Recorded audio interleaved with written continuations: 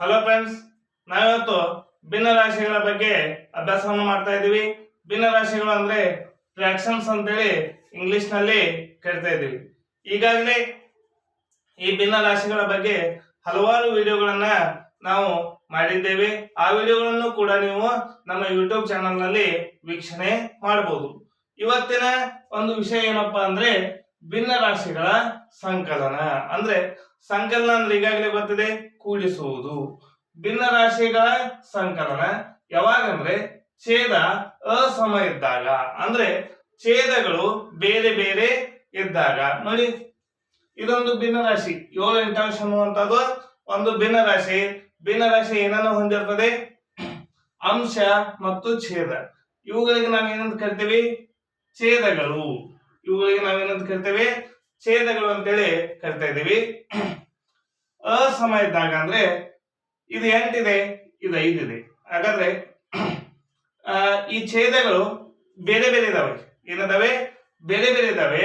ಬೇರೆ ಬೇರೆ ಇದ್ದಾಗ ನಾವು ಭಿನ್ನರಾಶಿಗಳ ಸಂಕಲನವನ್ನು ಯಾವ ರೀತಿಯಾಗಿ ಮಾಡೋದು ಅನ್ನೋದನ್ನ ಇವತ್ತಿನ ಈ ವಿಡಿಯೋದಲ್ಲಿ ತಿಳಿದುಕೊಳ್ಳೋಣ.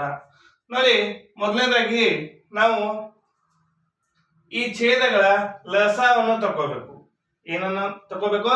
ಲಸ, ಲಘುತ್ತಮ, ಸಾಮಾನ್ಯ, ಅಪವರ್ತನನ್ನ ತಗೋಬೇಕು. ನೋಡಿ, ಯಾವ ರೀತಿಯಾಗಿ ಅಂದ್ರೆ 8, 5. ಹೌದಾ? ಈ ರೀತಿಯಾಗಿ.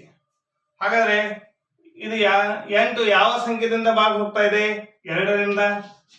2 4, 5 ಹಾಗೆ ಇಡಿ. 2 2, 2 4, 5 ಹಾಗೆ ಇಡಿ. ಆಮೇಲೆ 2 1 2, 5 ಹಾಗೆ ಇಡಿ. ಆಮೇಲೆ ಇಲ್ಲಿ ಏನು ಇತ್ತು? 5 5 1 5 1. ಹೌದಾ? ಈ ರೀತಿಯಾಗಿ ನಾವ್ ಏನ್ ಮಾಡ್ಬೇಕು? ಲಸವನ್ನ ಕಂಡುಹಿಡಬೇಕು. ಈ ಅಪವರ್ತನಗಳನ್ನ ಗುಣಿಸಬೇಕು. ಏನಾಗ್ತಾ ಇದೆ? 2 ಗುಣಿಸು 2 ಗುಣಿಸು 2 ಗುಣಿಸು 5. ಹೌದಾ? 2 ಗುಣಿಸು 2 ಗುಣಿಸು 2 ಗುಣಾಕಾರ 5. ಹಾಗಾದ್ರೆ ಎಷ್ಟಾಯ್ತು? 2 2 4, 4 2 8, 8 5 40. ಹೌದಾ? ಹಾಗಾದ್ರೆ 8 ಮತ್ತು 5ರ ಲಸ ಏನಾಯ್ತು? 40 ಆಯ್ತು. ಹಾಗಾದ್ರೆ ಮುಂದೆ ಹೆಂಗ್ ಮಾಡ್ಬೇಕಂದ್ರೆ, ನೋಡಿ, ಈಗ ಆ ಲಸ ಏನು ಬಂದಿದೆ ಅದನ್ನ ಇಲ್ಲಿ ಕೆಳಗಡೆ ಬರ್ಕೋಬೇಕು. ಈಗ ಏನಾಯ್ತು?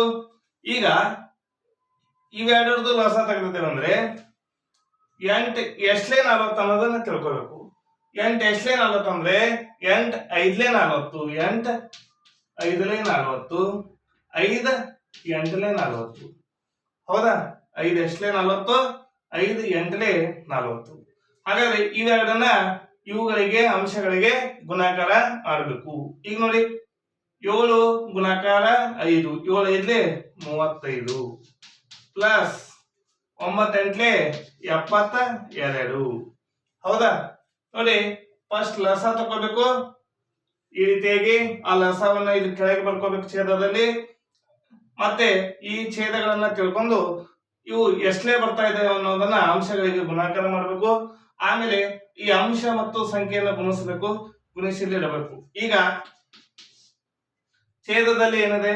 40 ಹಾಗೆ ಇಡಿ. ಈಗ ಇವನ್ನ ಎರಡು ಏನ್ ಮಾಡ್ಬೇಕು? ಕೂಡಿಸಬೇಕು. 5ಕ್ಕೆ 2 ಕೂಡಿಸಿದ್ರೆ 7, 3ಕ್ಕೆ 7 ಕೂಡಿಸಿದ್ರೆ 10. ಹೌದಾ? ಹಾಗಾದ್ರೆ ಎಷ್ಟಾಯ್ತು? 107 40 ನೋಡಿ, 7 8 ಪ್ಲಸ್ 9 5 ಒಂದು ಸಂಕಲನ ಎಷ್ಟಾಯ್ತಂದ್ರೆ 107 40 ಬಂತು. ಇದೇ ರೀತಿಯಲ್ಲಿ ಈ ಲೆಕ್ಕವನ್ನು ಮಾಡೋಣ. ಇಲ್ಲಿ ಏನಿದೆ ನೋಡಿ? 3 10 ಪ್ಲಸ್ 15 4. ಹೌದಾ?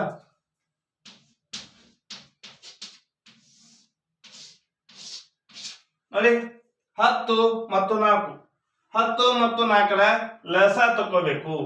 ನೋಡಿ, 10 ಅನ್ನುವಂಥದ್ದು ಸಮಸಂಖ್ಯೆ, 4 ಅನ್ನುವಂಥದ್ದು ಸಮಸಂಖ್ಯೆ. ಹಾಗಾದ್ರೆ ಇವೆರಡು 2ರಿಂದ ಭಾಗ ಹೋಗ್ತಾ ಇದ್ದೇವೆ. 2 5 ಇದು 2 2 4. ಆಮೇಲೆ 2ರಿಂದ ಇದು ಮತ್ತೆ ಹೋಗ್ತಾ ಇದೆ. 5 ಹಾಗೆ ಇಡಿ. 2 1 2.